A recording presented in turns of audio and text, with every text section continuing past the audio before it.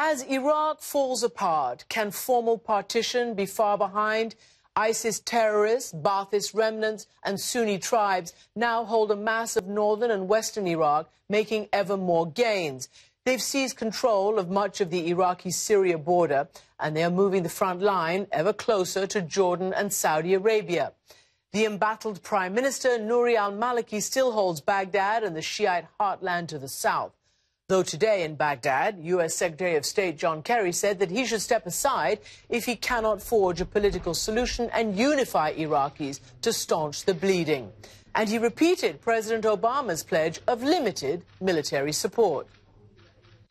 The support will be intense, sustained, and if Iraq's leaders take the necessary steps to bring the country together, it will be effective.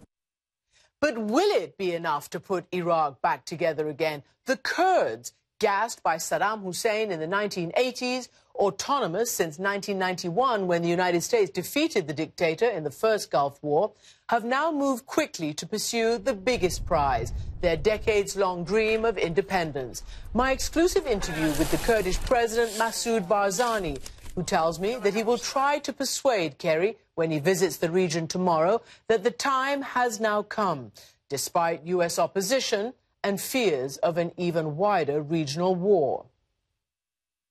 President Barzani, welcome to the program.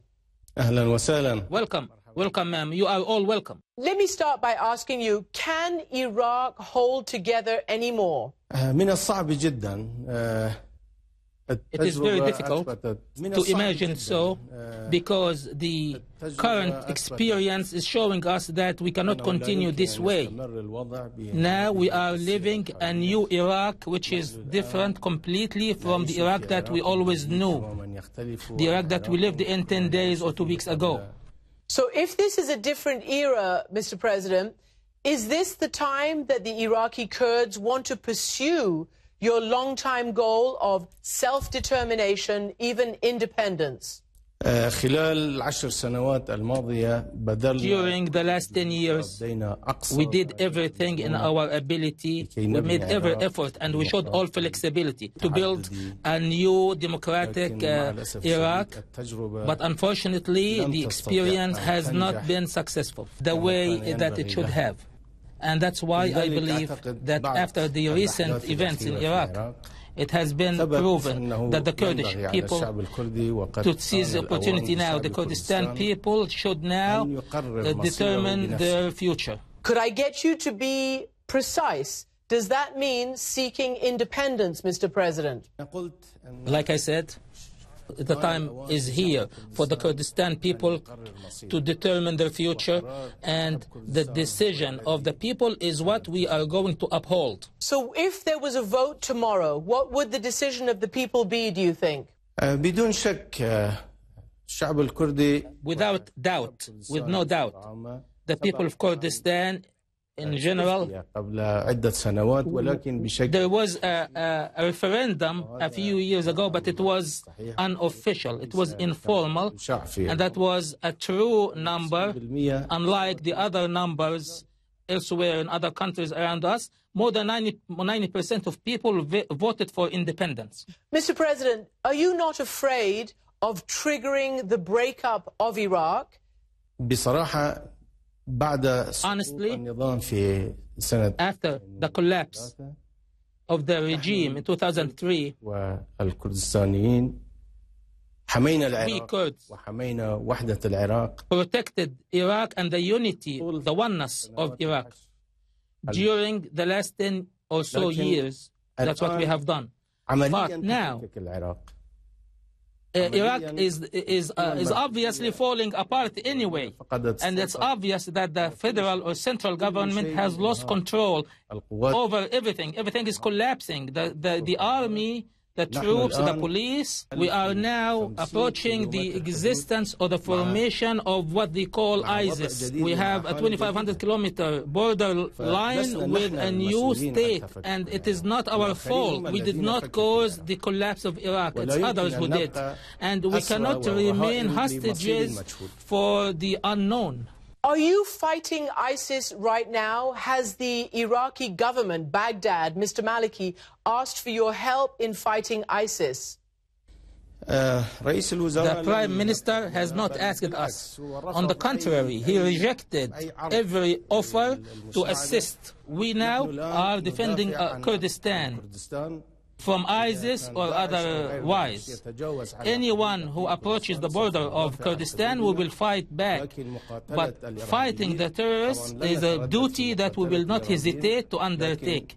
But we will not fight. We will not engage in the fight without having a clear future in sight and without a comprehensive political solution. You say the Maliki government rejected your offer to fight ISIS. I also read that you warned them, 2 or 3 days before Mosul fell, that ISIS was threatening Mosul, and that they rejected or didn't listen to your warnings. Tell me about that. I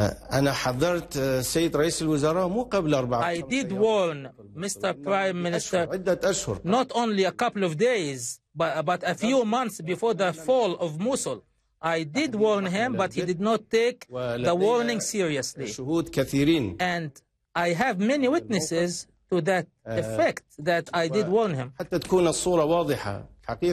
so that the situation is clear to you, people in these Sunni areas, they revolted against the policy of the central government. Not everything that took place was done by ISIS, but ISIS, as an organized organization and an organization with potentialities, is trying to seize the opportunity and control the situation. But people in those areas found that the opportunity was there to revolt against that wrongful policy. Because what happened actually was caused by that wrong policy from the central government, and the terrorists seized the opportunity. That is the public anger. And it's important to distinguish between what's legitimate rights and what terrorists are trying to accomplish. President Barzani, can ISIS be isolated and pushed back? It's possible if there was understanding between Shiites and Sunnis, and if there is a guarantee of a true partnership in the authority, in political power, and if the wrong policies were dealt with. But this cannot be accomplished without a true national reconciliation and a comprehensive political solution. But the situation has been very complicated. And the one who is responsible for what happened must step down. Do you mean Mr. Maliki? طبعا هو القائد العام للقوات المسلحة. He is the general commander of the army.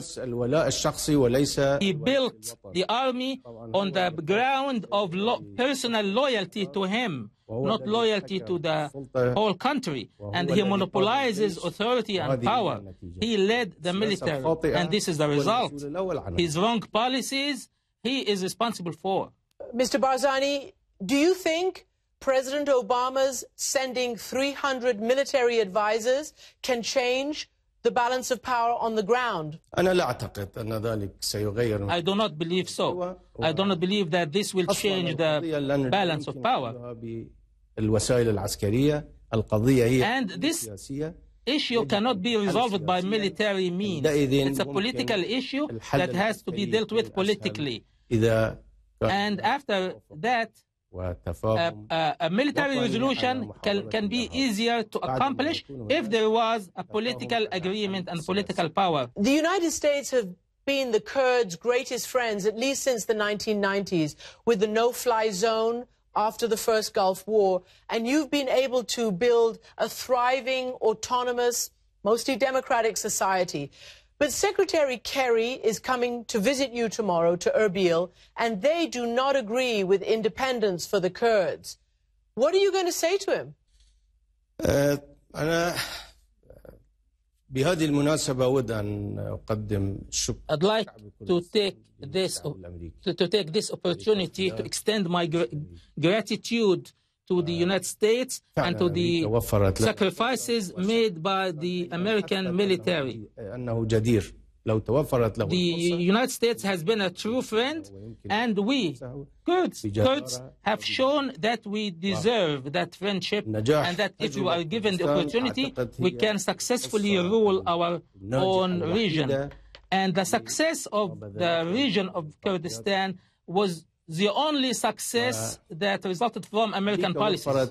فرصة لكل العراقيين. And the United States has given opportunity to all Iraqis to build a modern democratic state, pluralistic state, مع الأسف الشديد federal state. But unfortunately, the others were not able to seize the same opportunity. What will you say to him? I will try to explain the situation to him, and I will try to explain to him what we have done during the last 10 years. There is nothing no effort that we spared in order to make the democratic experience succeed in Iraq, but this is the result. I will ask him, how long shall the Kurdish people remain like this? The Kurdish people is the one who's supposed to determine their destiny, no one else. For a long time, President Barzani, there was a question about what resources you might have in Kurdistan. You have now seized Kirkuk with the big oil-producing area. Are you going to give back Kirkuk, or are you keeping Kirkuk for good? لم نشك في يوم من الأيام حتى سابقا أنها جزء عزيز من كردستان. We never had any doubt at any time that Kirkuk is part of Kurdistan. But we are willing to resolve this issue using the provision of Article 140. For the last 10 years, we have been waiting to have that article applied, but we haven't seen any seriousness from the central government. And since we have new developments in Iraq now, this is what brought about the new situation with Kirkuk coming back to Kurdistan, and it has always been part of Kurdistan.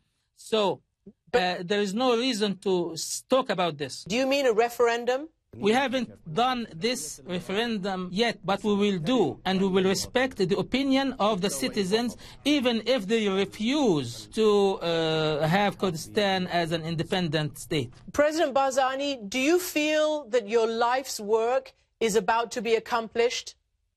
I really hope this is the case. President Massoud Barzani, thank you very much indeed for joining me from Erbil. Shukran. Thank you so much.